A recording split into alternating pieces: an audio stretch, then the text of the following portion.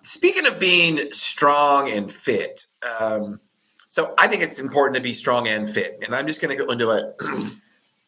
My thoughts are on that. So ancestrally speaking, when you think about what we did as humans, 300, 500 years ago, we walked a lot. We probably sprinted and ran a little bit when we had to chase down an animal for a few minutes or, a few seconds, however, depending on what it was, but we walked a lot to probably track them. So we were fit cardiovascular wise there.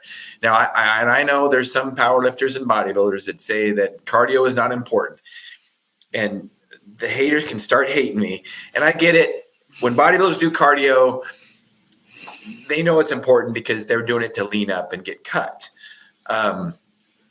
But bodybuilder's cardio versus, an endurance athlete's cardio is way different. And probably the most important thing is to come somewhere in between.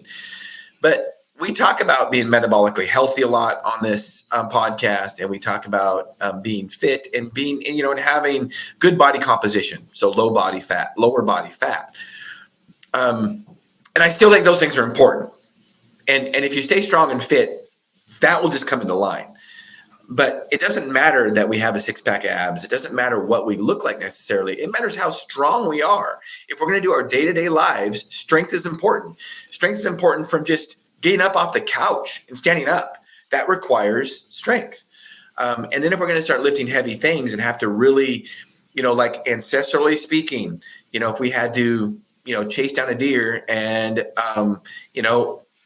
kill a deer, you had to be strong to do that. You had to carry it.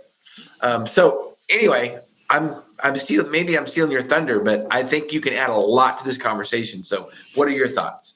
Well, let's just go back to chasing down the deer. I don't know if any of your listeners have packed out wild game in a real sense lately, but I can tell you that it is a lot of work. My husband and I packed a elk out from 8 miles up in the middle of nowhere a couple of years ago, and we woke up totally brutalized. And I looked at him and I was like, we're both in really good shape. How in the heck do some of these other people do this? Really? So, that's just one way to look at it. But I think that strength is really important, and we get so caught up in being lean that we forget that muscle is the metabolically active tissue in our body. So some people get so fixated on becoming smaller that they forget to build what is really important as far as running their metabolism goes. So we need muscle. It's really, really important.